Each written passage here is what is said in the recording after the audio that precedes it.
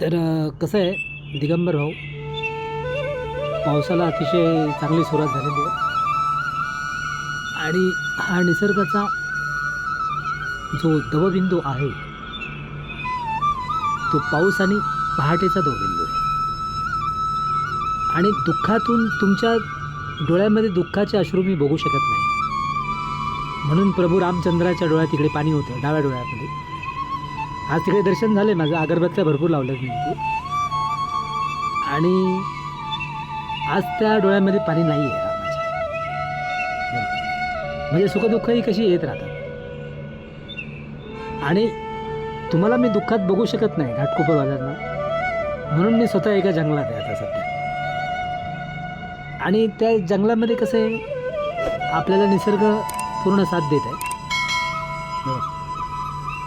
आणि ईश्वरी शक्ती आपल्या सोबत काम करते ती. आणि पूर्वी कधी एक मोठा मासा आणि त्याच्या बाजूला त्याच्या पक्याखाली 2 मासे, असं एक जगजीवन आपल्याला तायवाडे मॅडमच्या काळात दाखवलं होतं आपल्याला. विशेष करून दिगंबर आचरेकर साहेब आणि मोठे भाऊ बलराम दादा. तर आज त्या भवसागराचा आणि त्या खोल समुद्राचा आपण तसाच हिस्सा आहोत. कारण की निसर्ग हा कसा आहे, मानवापेक्षा खूप बलवत्तर आहे. बरोबर.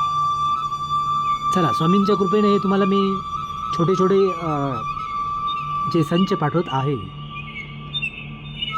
त्यामुळे तुमच्या आरोग्य क्रांतीमध्ये वाढ होईल तिकडे, आणि तुम्ही मुंबईमध्ये सुखी जीवन जाणार सगळे. ओके, चला, स्वामी समर्थ.